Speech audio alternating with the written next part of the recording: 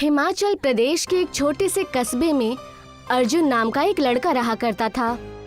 अर्जुन एक बेहद ईमानदार और शरीफ स्वभाव का लड़का था।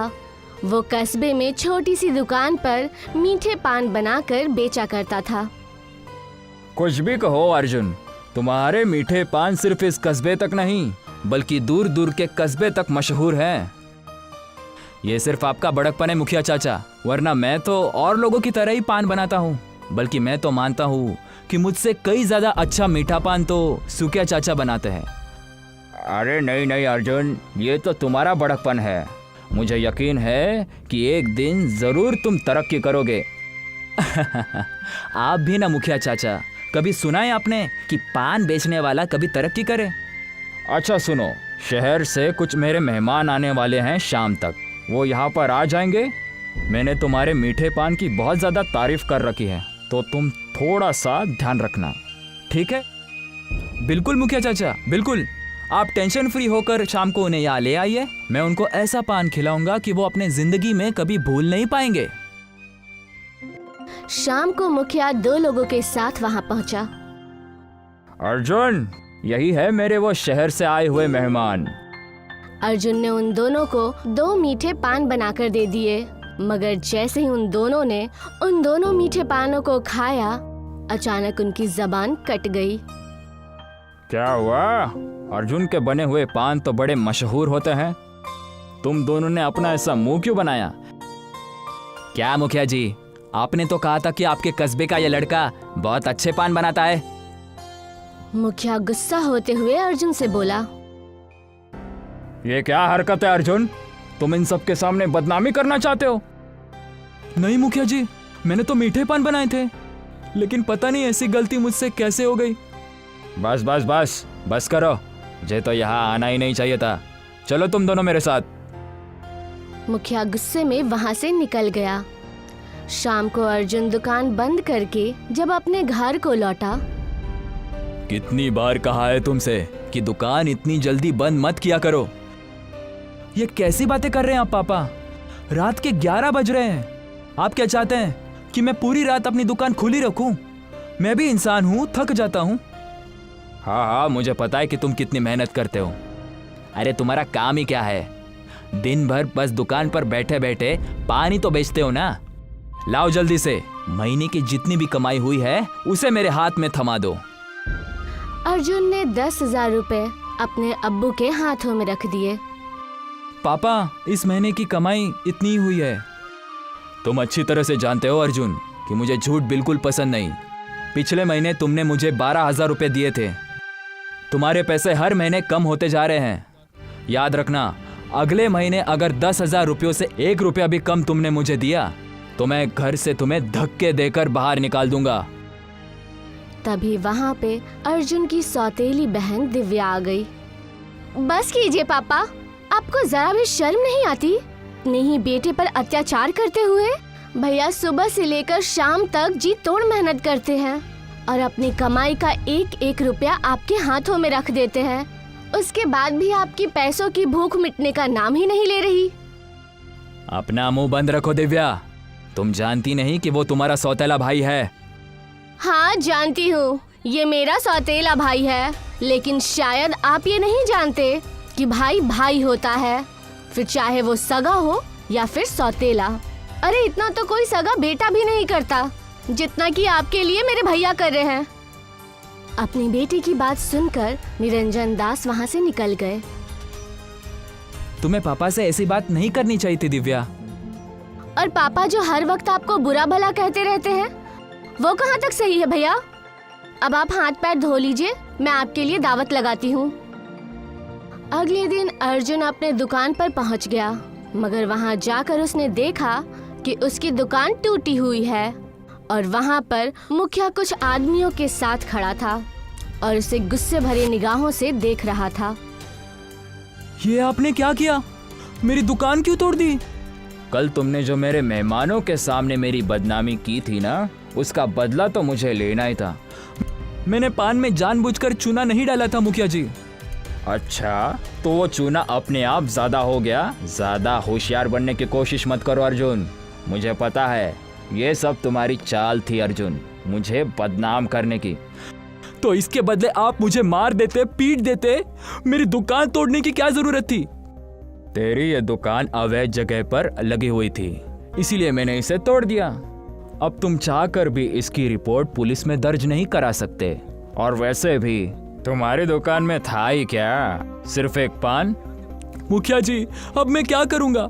आप तो जानते हैं कि मेरे पापा को हर महीने मुझे एक बंधी हुई रकम देनी पड़ती है। अगर मैंने वक्त पर पैसे नहीं दिए तो वो मुझे घर से धक्के देकर बाहर निकाल देंगे। तो फिर तुम एक काम करो अर्जुन, अपनी पान की टपरी उठाओ और घर घर जाकर पान बेचो। अर्जुन बेचारा फूट फूट कर रोने लगा, लेकिन उसके पास अब घर घर पान बेचने के अलावा और कोई दूसरा विकल्प नहीं था। उस दिन के बाद अर्जुन टोकरी लेकर घर घर पान बेचने लगा। शाम तक वो इतना थक जाता कि उसे कुछ भी होश नहीं रहता। एक दिन की बात है, अर्जुन पान बेचकर शाम को घर जा रहा था कि तभी एक बूढ़ा आदमी उसे एक दरख्त के नीचे रोता हुआ मिला। क्या हुआ बाबा, आप रो क्यों रहे हैं? बेटा, मेरी बीवी बीमार है और मेरे पास इतने पैसे नहीं हैं कि मैं उसका इलाज करा सकूं। डॉक्टर ने तो जल्दी से उसे दाखिल करने के लिए कहा है। आपको कितने पैसों की जरूरत है बाबा? मुझे 10,000 रुपयों की सख्त जरूरत है। काश अगर मुझे कहीं से पैसे मिल जाते तो मेरी बीवी की जान बच जाती। अर्जुन अपने मन में कुछ सोचने लगा, क्योंकि उसके पास कुल 10,000 रुपए ही थे। वो बूढ़ा आदमी अर्जुन की बात सुनकर बेहद खुश हो गया। ये लीजिए बाबा, 10,000 रुपए आप रख लीजिए और अपनी बीवी का जाकर इलाज करवाइए। बेटा, मेरे कोई बच्चे नहीं हैं, लेकिन कस्बे के उस पहाड़ी पर मेरी जमीन पड़ी हुई है। तुम चाहो तो उसमें खेती कर सकते हो। बाबा, लेकिन अगर आपके पास जमीन पड़ी हुई थी तो आपने उस जमीन को बेचकर अपने बीवी का इलाज क्यों नहीं करवाया? इतनी जल्दी उसे कोई खरीद नहीं पाता बेटा। लेकिन उस जमीन में मैं किसकी खेती करूंगा? तुम पान बेचते हो ना, तो पान की खेती क्यों नहीं करते? इतना कहकर उस आदमी ने पान का एक पत्ता अर्जुन को दे दिया और बेहद रहस्यमय अंदाज में अर्जुन से बोला, ये कोई मामूली पान का टुकड़ा नहीं है, बल्कि एक जादुई पान का टुकड़ा है। सालों पहले इस पान के टुकड़े को मुझे किसी ने दिया था। आज मैं इस पान के टुकड़े को तुम्हें तोहफा के रूप में दे रहा हूँ। तुम जैसे इस पान के टुकड़े को जमीन में गाड़ कर निकालोगे, कुछ ही वक्त बाद पान की खेती पूरी जमीन में फैल जाएगी। मगर याद रखना, लालच मत करना और ज्यादा पान मत उगाना। इतना कहकर वो बूढ़ा आदमी वहाँ से चला गया और अर्जुन अपने घर आ गया। पैसे कहाँ हैं अर्जुन? पैसे नहीं है पापा, मैं आपको अगले महीने 20,000 रुपये दे दूंगा। ठीक है, याद रखना, अगर अगले महीने पैसे नहीं दिए ना तो इस घर के लिए तुम्हारे दरवाजे हमेशा के लिए बंद हो जाएंगे। अर्जुन ने अपने पापा की बातों पर कोई ध्यान नहीं दिया। अगले दिन अर्जुन उस आदमी के कहे अनुसार खुद की जमीन पर जा पहुंचा और अर्जुन ने वो छोटा सा पान का पत्ता जमीन में गाड़ दिया।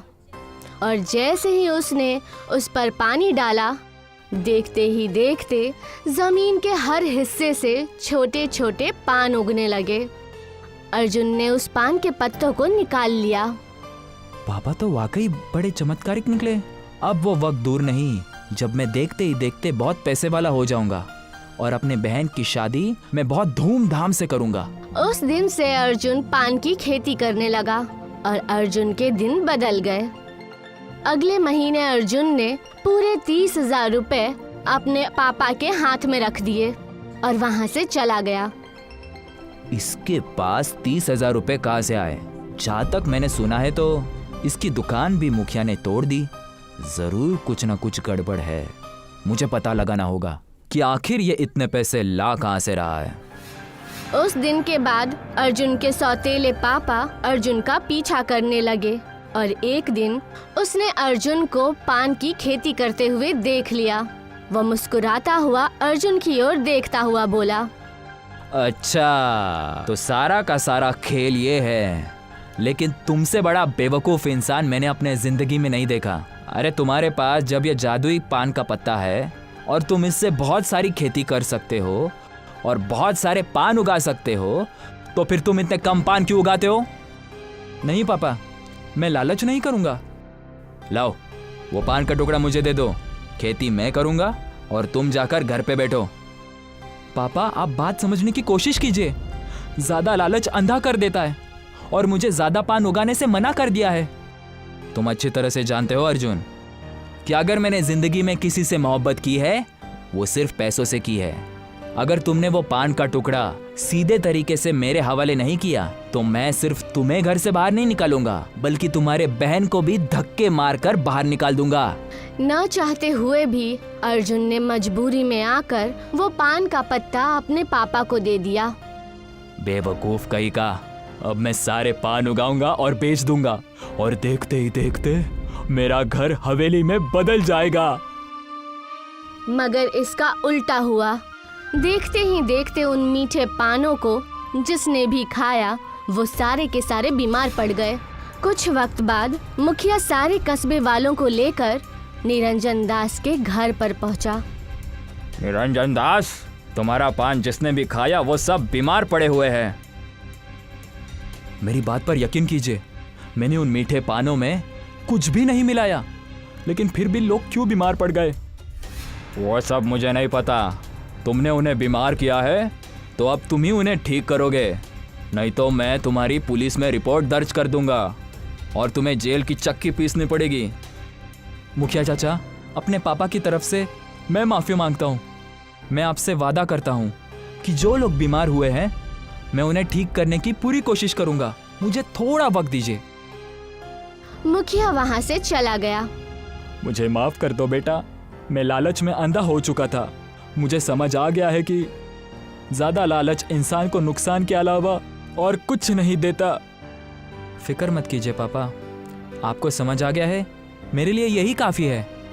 उस दिन के बाद अर्जुन उस बूढ़े आदमी को खोजने लगा और उसकी मेहनत रंग लाई। मैंने तुमसे कहा था कि ज्यादा लालच मत करना।